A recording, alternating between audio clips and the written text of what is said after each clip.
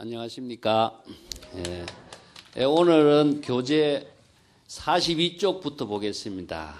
그 4-2에 표시가 되어 있는 임재록 부분인데요. 임재의 유명한 빈주구라고 하는 그 본문입니다. 우선 본문 내용부터 읽어보겠습니다. 어느 날 두 성당의 수자가 서로 만나자마자 동시에 할을 해서 과음을 일으켰습니다. 이 두 성당이라고 하는 것이 이제 중국 선언에서는 동당, 서당 이렇게 이제 성당을 나누어 놨습니다. 이제 수행자들이 많이 모이기 때문에 한 곳에 성당에서는 많은 사람을 수용할 수가 없어서 동당, 서당으로 이렇게 나누어 놨습니다. 원래는 이제 서당이 수입니다. 그래서 동서의 서당이 나누는데 이 법당을 중심으로 해서 조실스님의 법문하는 법당을 중심으로 해서 동당의 수행자들이 모여 있고 서당의 수행자들이 이렇게 살고 있는데 수행하는 곳이죠. 서당이 수예요. 그래서 서당의 수자가 조실 다음에 지혜와 인격을 구족한 사람을 서당 수자라고 그러고 그 다음에 이제 동당 수장이라고 하는데 그러니까 그 선언에서는 조실과 버금가는 정도의 지혜를 구족한 사람이죠. 그래서 이 동당 수자와 서당 수자가 동시에 만나서 동시에 할을 했다 하는 이야기입니다. 그런 데 대해서 이제 선문답을 가지고 참선 수행자들에게 바른 안목을 구족할 수 있는 문제를 제시하는 거죠. 그때 이를 본 어떤 스님이 임재 스님에게 질문을 했어요. 이런 경우에는 손님과 주인이 있습니까? 이걸 빈주라고 하는데 손님과 주인이 여기서 무엇인가 잘 생각해 보셔야 됩니다. 임재어록에서 빈주라고 하는 주장을 자주 하고 있습니다. 그 동산어록에서는 이제 변과 정을 주장을 많이 하고 있고 또 명과 암을 주장하고 있는데 여기서 임재록에서는 빈주를 강조하고 있어요. 원래 빈이라고 하는 것은 손님이고 주는 주인이죠. 이걸 이제 중국 선성들이 불법의 언어, 경전의 언어를 가지고 원래 인과 법이라든가 아니면은 주와 객이라든가 이 언어를 가지고 임재는 독창적으로 빈과 주라고 이렇게 표현해요. 이게 두 사람이 만났을 때에 우리가 일상적으로 생각한다면은 각자 자기가 주인이고 자기의 의식의 대상이고 경계의 대상을 손님, 빈으로 보게 되겠죠. 자기가 주인이고 어떤 법의 대상 경계로 보게 되겠죠. 이러면 중생이 되어버려요. 그렇기 때문에 이 문제점을 중생심의 작용으로 보지 말고 불법의 지혜로, 불심의 지혜로 작용하는 안목을 구족하도록 하기 위해서 이 선문답이 지금 문제로 제시되고 있는 겁니다. 그때 어떤 스님이 임재 스님에게 빈주가 있습니까? 질문하니까 임재 스님이 빈주가 역연하다. 빈주가 분명하게 작용하고 있다. 역연이라는 것은 확실하게 작용하고 있다. 이런 표현이거든요. 이게 임재 스님이 그때 말하기에 대중들이요. 빈주의 의미, 내가 임재 입장에서 설하고 있는 빈주의 의미, 빈주구라 그럽니다. 그래서 유명한 여기서 빈주의 구라고 하는 말이 앞에서는 동시에 두 수자가 할을 했는데 이것을 빈주구라고 이야기해요. 그 할을 한 것을 왜 빈주구라고 했느냐. 이것이 나중에 임재의 1구 법문, 2구 법문, 3구 법문에서도 이제 구란 법문하고 같이 쓰는데 그것은 조금 이따 설명을 다시 하겠습니다. 임재가 제시하고 있는 빈주구에 대한 참된 의미를 알고자 한다면 두 성당의 수자에게 직접 물어봐라. 자, 임재 스스로 대답을 하면 될 텐데 왜 이 수자에게 직접 물어보고 했을까? 이것도 이제 하나 생각해 봐야 되겠죠. 그러면서 법상에서 곧바로 내려와. 그런 하나의 법문이죠. 도대체 무슨 이야기를 하고 있는가? 여러분 감이 잘 안 잡히죠? 자, 요걸 불법으로서 이 선문답의 내용을 봐야 됩니다. 자, 빈주를 다른 말로 한다면은 주와 객의 입장에서 한번 보게 되죠. 주는 주체고, 객이라고 하는 것은 자기, 아니면은 주, 빈, 이 두 가지로 나누고, 조금 전에 이야기했지만은 인, 법으로도 나누고 있습니다. 근데 주와 객이라고 하는 것을 우리가 사람과 어떤 손님과의 만남은 주와 객이 나누어지죠. 그러면은 주와 객을 나누면은 내 자신이 중생이 돼버려요. 이 때문에 양당의 수자가 나와가지고 동시에 할을 했다 했을 적에 양당의 수자가 불법의 지혜를 구족한 입장에서 할을 했는데 상대방의 얼굴과 모습을 보고 할을 했다. 아니면은 그것을 자기는 주인이고 상대방의 수자의 모습은 빈이 된다고 한다면은 그 사람의 얼굴과 모습의 경계에 떨어진 수자의 모습인 것이지 불법의 지혜를 나눈 대화는 아니겠죠. 자, 그래서 금강경에서 어떻게 했습니까? 불법으로서 본다면은 모양으로나 음성으로 열애를 친견해서는 안 된다고 그랬죠. 모양과 음성으로 열애를 친견한다면은 바로 경계에 떨어지고 내가 중생이 되는 업을 짓는 사람이 되기 때문에 불법의 지혜 작용하고는 전혀 관계없어요. 그렇다면 일반 세속인들이 이야기하고 있는 선문답의 일상적인 대화나 뭐가 다를 바가 있느냐 이거죠. 그래서 선문답은 그런 차원에서 보면은 선문답의 오류에 떨어지기 때문에 수자는 최고의 안목을 갖춘 사람의 입장에서 자신의 불법의 지혜를 서로 나누는 인사가 바로 할이라고 하는 것, 과함을 치는 할 하나로 한 겁니다. 그래서 그 할은 임재의 빈죽구이라고 하는 할은 어떤 할이냐 하면은 주객이 나누어지기 이전입니다. 그래서 주객 미분전이라고 그럽니다. 미분전의 할이요. 이걸 다른 말로 한다면 우리가 선에서 많이 쓰는 말로 부모 미생전에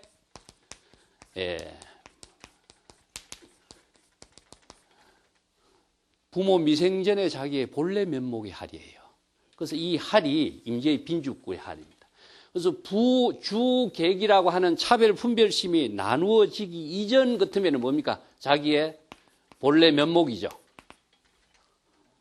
자기의 본래 면목이 되고 또 부모라고 하는 차별 분별심을 일으키면 중생이 됩니다.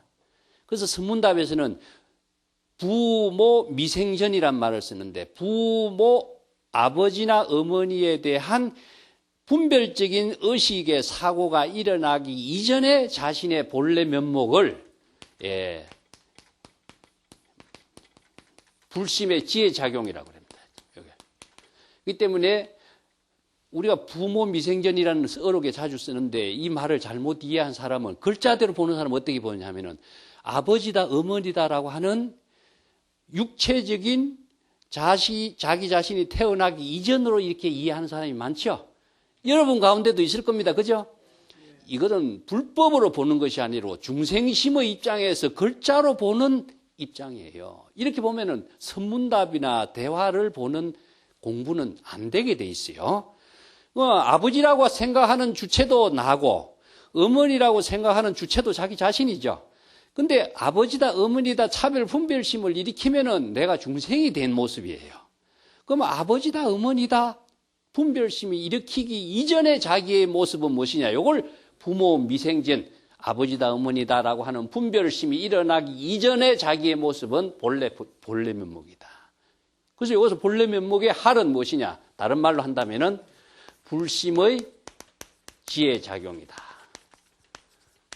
그래서 임재의 빈죽구는 불심의 지혜작용으로서 지금 여기에 자신의 본래 면목에 자기 일대사의 생명활동 그 자체로서의 살림살이로서 펼쳐진 할이지 상대방의 모습을 보고 하는 할이 돼서는 안 되겠죠. 이게 임재의 빈죽구라고 이야기합니다. 이것을 임재는 부모 미생전 아니면은 주객 미분전 자신의 본래 면목 그 자체의 지혜작용을 할이라고 하는 한마디로서 제시한 거예요. 그래서 이 말은 언어로 표현할 수가 없기 때문에 할로서밖에 표현할 수가 없어요. 자신의 본래 면목의 지혜작용 그 자체를 바로 할로서 표현하는 것이죠. 이걸 이제 다른 입장에서 설명을 다시 드리겠습니다. 이런 사상적인 법문을, 사상적인 불법의 지혜를 체득하기 위해서는요, 기실론의 논리를 갖고 우리가 분명하게 이야기해야 돼요. 자, 불법의 지혜 작용을 하나의 할로 표현했는데 기실론에 보면은 우리가 불심의 지혜 작용을 진여라고 그럽니다. 진여지라고 그럽니다. 진여지는 금강경에서 이야기하는 것처럼 열애를 말하고 있습니다. 그래서 열애 법신을 진여지라고 이야기한다. 이렇게 좀 어려운 용어를 자주 씁니다만은, 예. 금강경에서는 법신이란 말을 쓰지 않고 열애란 말을 쓰죠. 열애가 부처의 지혜로 이런 말을 쓰는데 열애가 따로 있고 부처의 지혜가 따로 있고 이렇게 보면 안 되죠. 이것을 열애란 말을 쓰는 것은 내가 다른 말로 쓴다면 여기에서 불심의 지혜 작용, 이것을 바로 똑같은 입장이에요. 이것을 진여의 지혜라고 그럽니다. 여기 진여라고 하는 것은 우리의 청정한 본래심을 말해요. 우리의 불심을 진여라고 이야기하죠. 청정한 본래의 마음은, 중생심의 마음은 여러 가지 사량 분별이 일어나지만은 진여, 열애, 여여 이런 표현은 무엇이라고 이름 붙일 수 없기 때문에 참된 본래 그대로의 모습을 우리가 진여라고 이야기해요. 이걸 이제 선에서는 본래 면목이라고 이야기하는데 이 진여의 지혜 작용이 바로 열애의 법신인 겁니다. 열애를 금강경에서 열애를 칭견할 수 있다, 칭견할 수 없다 이런 말을 쓰죠. 여기서도 첫 번째 두 성당의 수자가 나와서 동시에 서로 상견했다 이런 말을 씁니다. 상견. 상견이란 말을 쓰고 금강경에서는 무엇이냐, 열애를 볼 수 없다 이런 말 쓰죠. 칭견할 수 없다 이런 말 씁니다. 그래서 칭견과 상견이라고 하는 말을 법의 입장에서 본다면은 그 사람의 얼굴을 보는 것이 상견이라고 한다면 이것은 불법하고는 전혀 관계없이 중생의 세계의 이야기예요.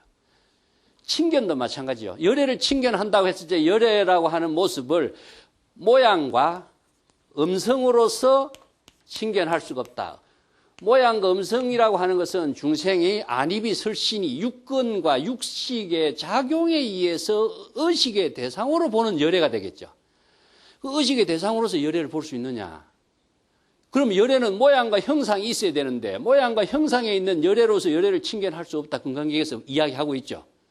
모양도 없고 형상도 없고 소리로서 칭견할 수 없는 열애를 어떻게 칭견하느냐? 그러면 평생 열애를 칭견한다지만은 모양과 형상이 없는 열애를 어떻게 칭견할 수 있겠어요? 그러면 영원히 칭견할 수가 없게 되겠죠. 이게 엉뚱한 길에서 헤매는 모습이 되는 겁니다. 그래서 열애는 무엇이냐? 자신의 진여 법신의 지혜 작용이 열애이기 때문에 그 진여 자성의 지혜 법신의 열애를 칭견한다, 상견한다라고 하는 것은 궁극적으로 무엇이냐 하면은 진여의 지혜를 작용하는 것을 표현해요. 진여의 지혜를 작용하는 것, 불심의 지혜를 작용하는 것을 표현하는데 불심의 지혜를 구체적으로 작용하는 것은 무엇이냐 하면은 이걸 불심의 지혜로서 이어서 할이라고 그랬습니다. 할. 자, 할 하나가 부모 미생 이전의 본래 면목이고 또 주객이 나누어지기 이전의 자기의 본래 면목의 지혜 작용 그 자체는 언어로 표현할 수 없기 때문에 구체적인 생명 활동 그 자체로 내가 일대사 인연, 시절 인연, 생명 활동 이런 표현으로서 자주 이야기했습니다만은 우리가 정명이라고 해서 목숨명자를 쓰는데 정명 팔정도에서 이 성명은 생활을 말하고 있습니다. 우리의 구체적인 이 생활 그 자체는 지혜로운 생활 이거 자체를 말하고 있어요. 그 지혜로운 생활을 떠나서 불교는 종교로서의 참된 의미는 없어요. 이게 모든 것이 지혜로운 생활과 인격적인 삶의 그 모습이 생명 활동으로서 생활 그 자체로서 다 작용하도록 하는 것이 무엇이냐? 불보살의 원력행을 해양하는 삶이다. 내가 이야기했죠. 생활을 떠나서 의식으로만 갖고 있는 것은 불보살의 의미는 보살도의 삶이라는 것은 의미가 없어요. 그렇기 때문에 생명은 바로 생활인데 그 자체는 진여의 지혜의 작용으로서 이루어지는 것인데 여기서 임재는 그러한 모습을 하나의 할로서 다 드러내고 있어요.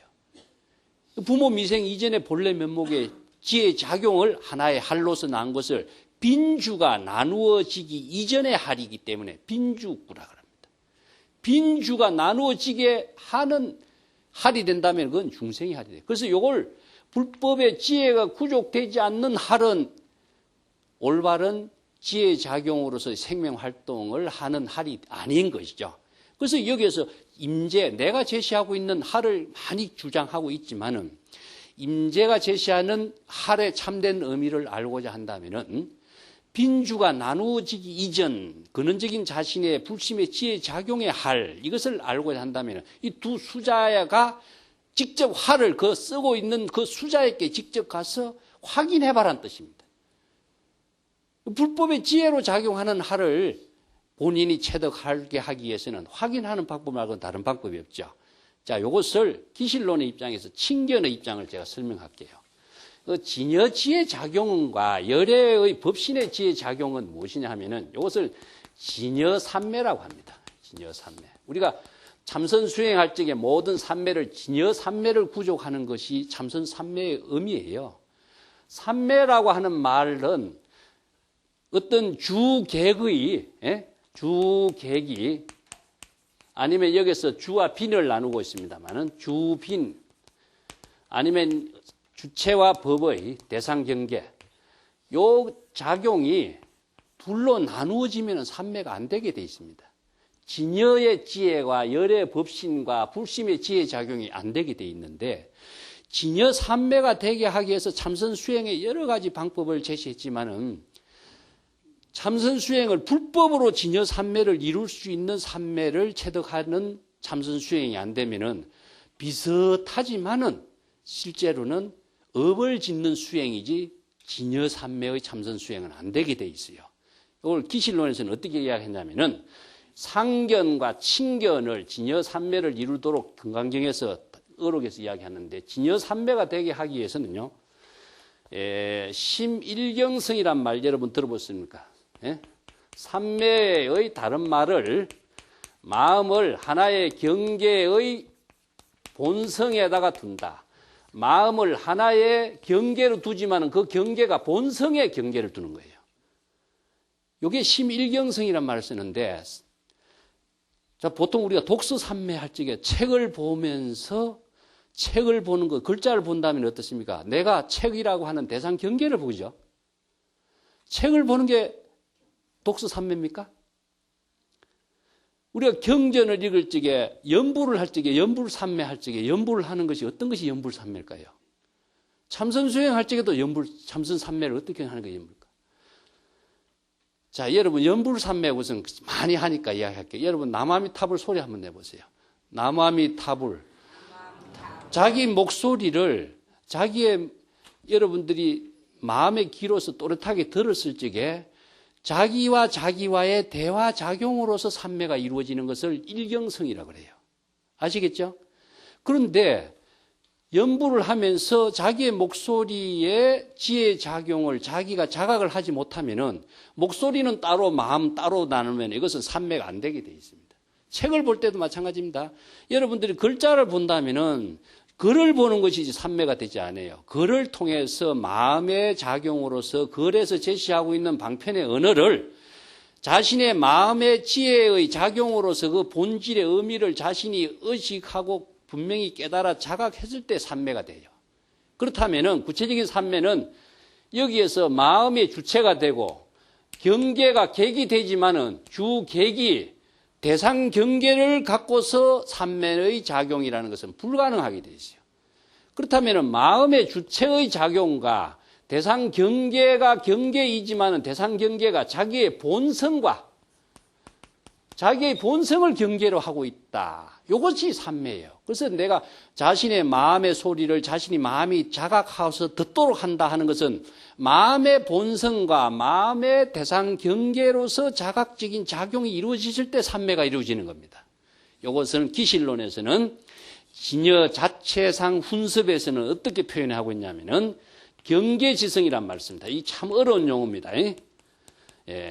경계지성이란 말을 쓰는데 이 경계는 객이 되지만은 인식의 대상 경계가 되지만은 수행 방편의 경계의 객이 되지만은 주객으로서 나누어지지만 이것이 본성의 작용의 객이기 때문에 진여 삼매의 심일경성이나 진여 자체로서 지혜가 작용해서 진여가 자각적인 지혜를 작용할 수 있는 훈습의 작용이 이루어지게 하는 자각적인 진여 훈습의 작용이 본성으로서 이루어지는 것이나 똑같이 삼매의 경지에서만 이루어져요. 이걸 진여삼매라고 합니다. 그래서 참선 수행할 적에 여러분들이 의식의 대상 경계를 사물이나 소리나 음성이나 색깔이나 모양이나 빛이나 이런 걸로서 경계를 삼으면 중생이 되는 겁니다. 이것은 심의식의 작용이 육근 육식의 작용이 육진 경계를 반영하고 있다. 유식 철학에서는 그렇게 이야기하는데 그러다면 삼매가 되지 못하고 마음의 대상 경계를 의식하고 있는 것이 돼요. 그렇기 때문에 삼매의 생활이 안 되게 되어 있습니다. 그래서 여기서 진여삼매라고 하는 것도 자기의 본심과 하나된 경지에서 지혜 작용으로 이루어졌을 때에 이걸 진여삼매로서 이루어지는 것이다. 이어서 할은 그럼 뭐냐? 진여삼매의 할입니다. 진여삼매의 할은 바로 진여의 지혜 작용의 할인데 이 진여의 지혜 작용의 할이 나오게 하기 위해서는 불법의 지혜를 구족하지 않고서는 이 작용을 펼칠 수가 없어요. 그리고 대상 경계를 갖고 사람과 마주 만나서 인사하는 것이라고 생각한다면은 이건 굳이 어록이라고 하는 가치 있는 이 언어로서 기록할 가치가 없어요. 중생의 언어에 생활 언어밖에 안 됩니다. 그래서 여기서 임재의 빈죽구라고 하는 말은 한마디의 할로서 주객이 나누어지지 않고 주객이 나누어지지 않았다라고 하는 것은 주객이 없다는 소리가 아닙니다. 주객이 분명하게 작용했을 때에 불법의 지혜가 작용하기 때문에 체와 용이 함께 작용하기 때문에 분명하지만은 그 차별 경계에 떨어지지 않고 할이라고 하는 한마디로서 일체의 모든 지혜 작용을 삼매의 경지로 이루어지고 있는 모습의 생활이 바로 임재의 빈죽구다. 이런 말씀입니다. 좀 어렵습니까? 예, 요 불법의 대의를 좀 알고 대의의 작용을 할 수 있는 근본 정신을 알아야 요거 선문답의 본질 같은 것을 조금 이해를 할 수 있습니다. 이것은 궁극적으로 대상으로 이해하는 것이 아니라 자기 자신이 그러한 지혜로운 생활을 할 수 있는 능력을 구족하는 공부가 되기 때문에 요 불법의 대의를 알지 못하고 하는 것은 흉내내는 할밖에 안 돼요. 그래서 임재가 제자들에게 자기의 할을 흉내내는 사람을 많이 질타를 하고 있는데 불법의 대의를 구족한 능력을 갖추었고 할을 하는 것이 아니라 흉내내는 할을 질타를 하는 거죠. 그 부분을 다시 다음 단에서 보겠습니다. 45페이지 쪽에 보면요. 불자를 가지고 이제 또 법문을 하고 있어요. 여기서 불자라든가 주장자라든가 이런 선생들이 많이 사용하고 있는 도구는 바로 하나의 대상 경계의 도구가 아닙니다.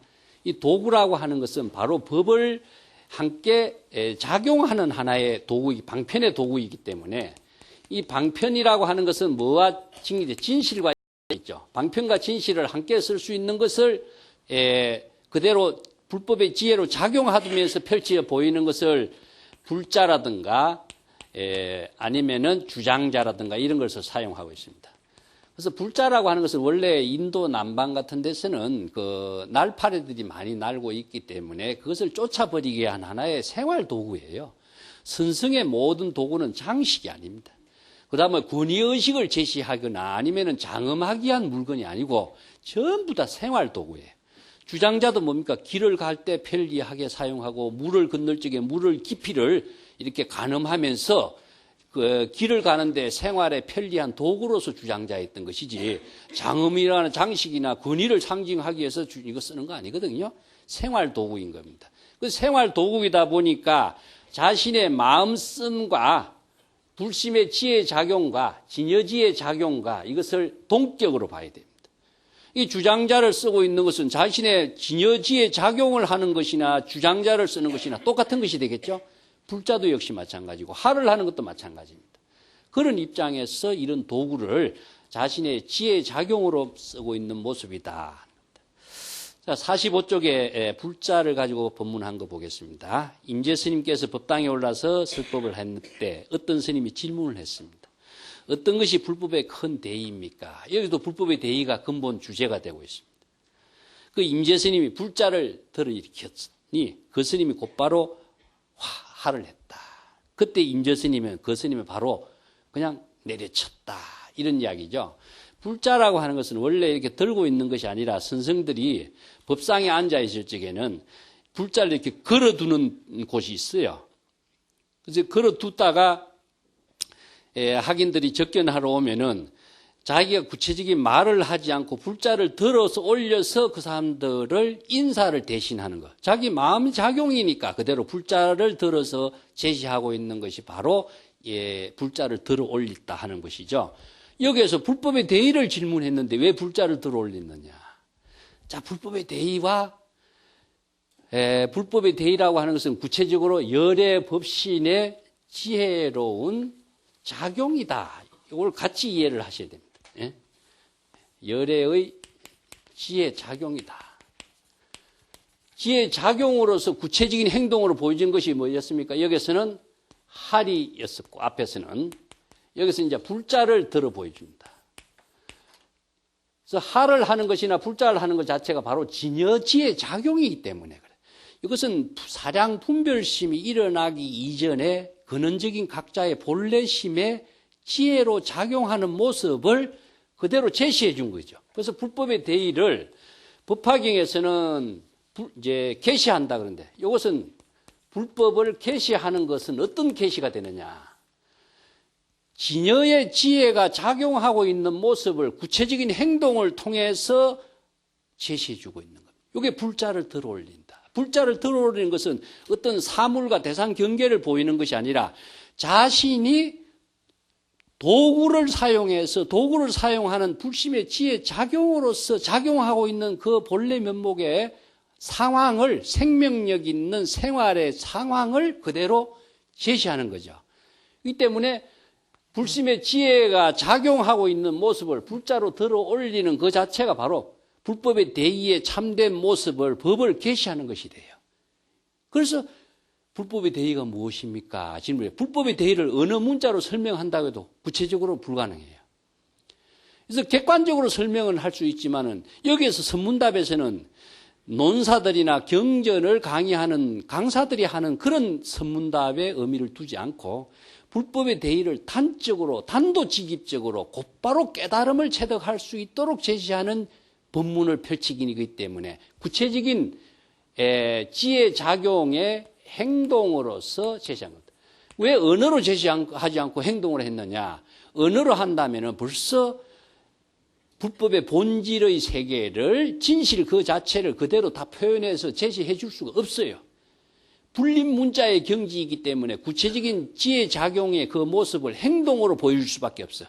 그래서 선생들이 말로서 제시하는 것은 대화지만은 구체적인 지혜 작용을 본래 면목의 지혜 작용, 불심의 지혜 작용, 지금 여기 일대사의 생명 활동의 작용은 행동으로 직접 보여주는 거죠.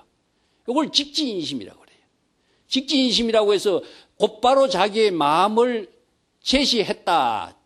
마음을 어떻게 제시합니까? 가능할까요, 여러분? 마음을 어떻게 제시할까요? 이심전심으로 전했다. 마음을 어떻게 전할 수가 있어요? 불가능하죠. 말은 이렇게 표현하는데 직지인심의 참된 본래 모습은 곧바로 이런 뜻이죠. 곧바로 제시하는데 자 여기에서 마음을 바로 제시했다라는 것은 계시하는 것인데 이건 불자라든가 할이라든가 이 생명활동의 지혜작용으로서 제시하는 그 길밖에 없어요. 마음의 작용을 제시하는 것을 직지인심이라고 하지 마음을 제시했다 이거 아니죠. 그렇기 때문에 스승이 제자에게 직지인심의 선의 교육을 제시하는 것은 불심의 지혜작용을 언어 문자를 초월해서 곧바로 행동으로 생명활동의 지혜로 제시하는 그 길밖에는 다른 방법이 없어요. 그래서 불자로 들어서 제시한 겁니다. 그래서 불법의 대의가 무엇이냐 물었을 때 불자로서 바로 제시하는 그 모습이 바로 지금 여기 불심의 지혜작용으로서 생명활동으로서 시절 인연의 작용으로서 자기의 본분사의 생명활동으로 제시하는 이 모습이 바로 불법의 대의인 것이다. 그걸 직접 직지인심해 주는 교육이 이건데 그때 그 스님은 무엇입니까? 할을 한 거예요. 여기에서 바로 예배를 드려요. 자기가 바로 그 법문의 참된 의미를 받아들였다면은 거기에다가 스승에 대한 예배를 해야 되는데 할을 한 거예요. 할을 하는 것은 의미가 없어요. 여기서는 제자가.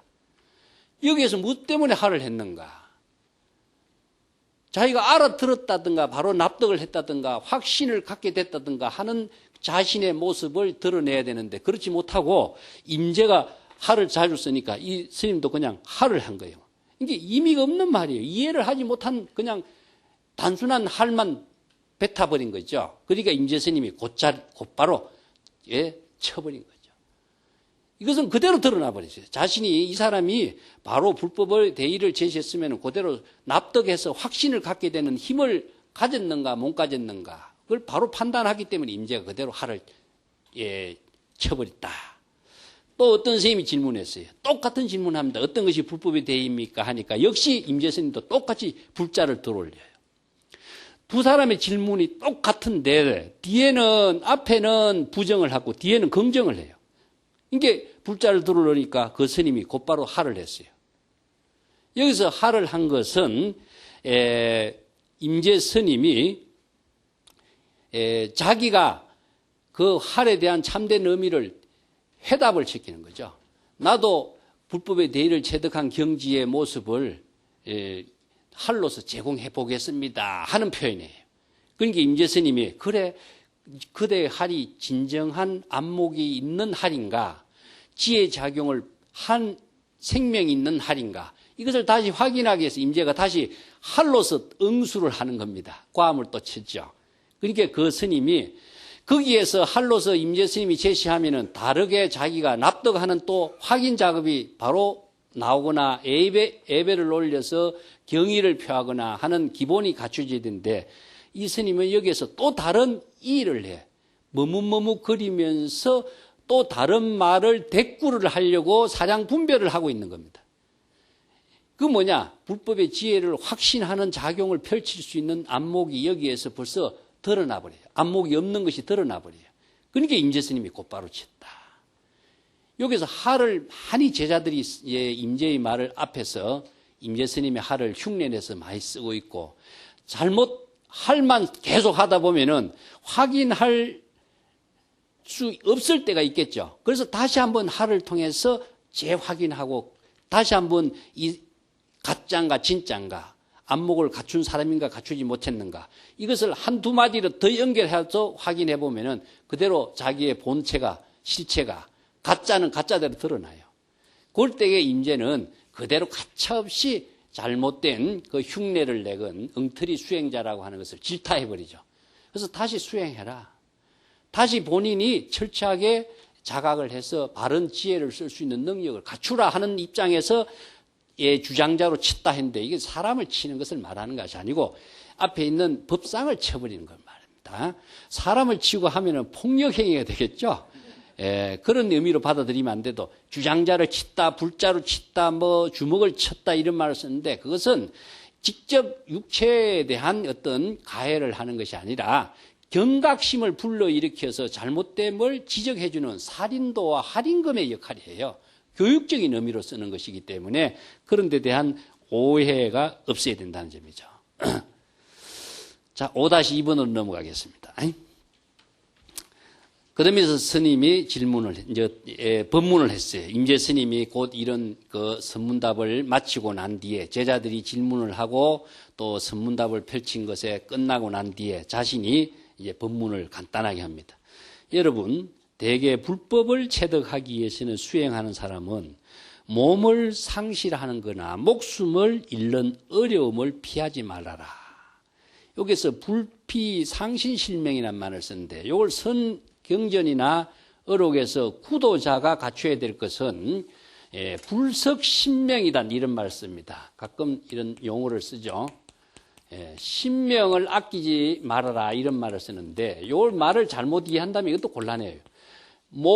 자기의 몸과 목숨이 우리 인간에 가장 중요하죠. 몸과 목숨이 없이 우리가 불법 공부도 할 수 없고 또 올바른 수행 생활을 하고 포살행도 할 수가 없는데 몸과 목숨을 아끼지 말아라 이렇게 하니까 어떻게 막 몸과 목숨을 손상을 하거나 이렇게 하는 걸로 오해를 하면 안 됩니다. 그래서 내가 여러분 번역상에 이 문제가 아끼지 말아가 아니라 의식하지 말라 나는 이렇게 봅니다. 이렇게 이해하는 것이 오히려 더 정확해요. 내 몸과 몸을 의식한 사람은 자기의 일을 구법하는 일을 몰입할 수가 없죠. 그죠? 이것은 내가 젓가락 비유해 줬습니다. 젓가락을 갖고 사용하는 걸 의식한 사람은 식사를 제대로 할 수 없는 거나 마찬가지예요. 그래서 색적식은 공적시색이란 말도 마찬가지죠. 젓가락을 갖고 있지만은 젓가락을 갖고 있다는 의식을 비워야 젓가락을 가지고 자기가 식사하는 일을, 지금 여기 자기 본분사 일을 지혜롭게 할 수 있는 거죠. 구도 생활하는 것도 똑 마찬가지예요. 요거와 똑 마찬가지로 비유가 법화경에 소신공양이 있습니다. 자기 몸을 태워서 이렇게 공양한다 그러는데 이게 잘못된 거예요. 몸을 태워가고 없애는데 내가 어떻게 구법생활하고 보살행을 하겠어요. 요것도 몸을 태운다든가 아니면은 임명종시, 목숨이 끝날 때에 이런 말이 나오는데 화엄경이나 이제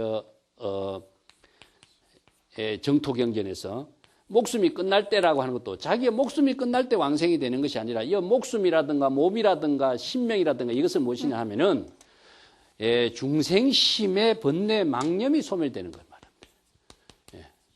중생심의 심의식의 모든 것을 소멸되었을 때에 이런 말이죠.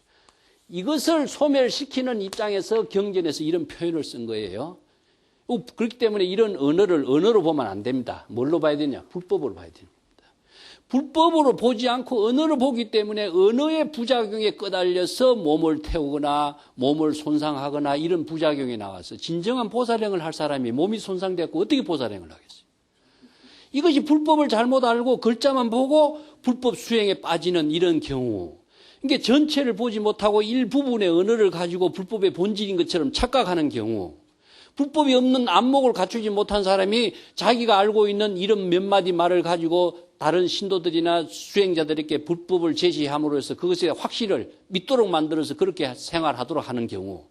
이런 것이 전부 다 잘못된 부작용을 만드는 문제를 초래하게 됩니다. 그래서 항상 불법의 지혜로, 불법의 대의로 우리가 사유하고 모든 보살행을 할 수 있는 능력을 갖추도록 하는 수행자가 돼야지. 이게 글자대로 한다면은 이런 부작용이 나와요. 자, 여기도 몸과 목숨을 상실하고 목숨을 잃는 어려움을 피하지 마라, 의식하지 마라 있는 뜻입니다. 내가 20년 전에 황벽선사의 처소에 있을 때에 3번이나 불법의 대의를 질문했다가 3번이나 황벽선사로부터 질타를 주장자로서 그냥 질타를 받았다. 그때 황벽스님이 나에게 주장자로서 질타해주고 그렇게 경책해 해준 모습은 마치 쑥으로서 쑥다발로 가지고 등을 쓰다듬는 것과 같은 그런 아주 귀여움을 받은 것이다. 이 중국에 쑥다발을 가지고 어린애 등을 이렇게 쓰다듬는 것이 무엇이냐? 일체의 재앙과 애군을 다 소멸해주는 그 할아버지가 자식 손자에게 하는 행위, 이에 비유하고 있어요. 요리 때문에 쑥다발로서 할아버지가 손자, 손녀들에게 모든 재앙을 다 소멸해서 건강하게 잘 자라도록 해주는, 기도해주는 모습과 똑같았다. 주장자로 그렇게 호되게 나를 시키는 것은 불법의 진정한 안목을 구족하게 하고 올바른 수행자로서 위대한 인격자로서 갖추게 한 하나의 교육이었다. 그걸 지금 자기가 상기하는 겁니다. 그래서 황백스님의 3번이나 주장자를 얻어맞았는데 쑥다발로서 등을 쓰다듬는 것과 같았다. 지금 다시 옛날처럼 황백선사로부터 그러한 한 방망이를 받고 싶은데 누군가 황백심을 대신해서 나를 그렇게 경책해 줄 사람이 있느냐. 주장자로서 나를 호되게 때려주고 경책해 줄 사람이 있는가. 제자들에게 법문하면서 자기가 옛날에 황백스님의 처소에서 불법 수행한 참된 의미를 회상하면서 제자들에게 이 법문을 제시하니까 그때 어떤 스님이 대중 가운데서 나오면서 말해서 제가 그렇게 해드리죠. 이렇게 한 거예요. 내가 황백심과 같은 역할을 한번 해보겠습니다. 이런 뜻이죠. 그러면 어떻게 되겠죠? 그만한 능력을 갖춰야 되겠죠? 안목을 갖추고 바른 선지식으로서 바른 후배를, 제자를 지도할 수 있는 능력을 갖춰야만 그 역할을 할 수 있는 거예요. 그러니까 임재 스님이 그래? 그렇다면은 자네가 황백스님과 같은 그런 능력으로서 한번 해보겠는가? 그러니까 자기가 갖고 있는 그 주장자를 그 스님에게 건네주려고 하는 거죠. 이 주장자를 가지고 마음대로 한번 해보겠는가 이런 뜻이겠죠. 그러니까 그 스님이 임재 스님이 건네주려고 하는 그 방망이 주장자를 건네받으려고 할 때 임재 스님이 곧바로 그 스님을 주장자로 내리쳤다. 왜 그랬을까요? 황교익 스님처럼 내 주장자 갖고 네 마음대로 한번 해보라고 이렇게 이야기했는데 주장자를 건네주려고 하는 그 찰나, 주장자를 받으려고 하는 그 찰나에 왜 임재 스님이 주장자로 그렇게 호되게 쳤을까요? 예? 왜 그랬을까요? 정신 차리라는 것은 미리 다 돼 있고 주장자를 건네주고 건네받으려고 하는 차이 왜 그러냐. 아까도 이야기했지만 주장자는 뭐였습니까? 예? 자, 선생들의 도구는 뭐였죠? 자신의 불심의 지혜에 작용을 하는 방편의 도구였죠? 이것은 방편의 도구는 방편의 지혜인 겁니다. 그러면은 남의 주장자를 갖고서 방편의 지혜를 쓰는 그런 바보 같은 놈이 어디 있느냐? 자기 자신의 방편의 도구와 지혜를 써야지 남의 주장자를 갖고 쓸 놈이 어디 있느냐? 이런 바보 같은 놈이다. 이거예요. 남의 걸 빌려갖고 쓰는 사람은 능력이 없는 사람이죠. 임재 걸 빌려갖고 쓸 사람이 뭐가 있어요? 자기의 능력, 황벽과 같은 그런 위대한 능력을 갖췄다면 자기의 지혜와 자기의 방편고 자기의 독자적인 안목으로서 법을 쓰라는 방편을 써야지 남의 마음을 빌리고 남의 주장자를 빌리고 남의 방편을 빌려갖고 쓴다는 것은 흉내낼 뿐이에요. 그러니까 이런 엉터리 같은 녀석 하면서 주장자를 치고 이게 독자적인 능력을 갖추지 못하고 흉내내는 이런 모습은 비슷해, 아유 훌륭해 보여? 그렇지만은 법으로 볼 적에는 아니에요. 이 때문에 선생들의 한마디의 언어와 행동 그 자체가 단순하게 일반인들의 사고로서 이루어지고 있는 대화 행동이라고 또 아니면 선생의 위대한 안목을 갖춘 교육적인 자비심이라고 본다면 안 됩니다.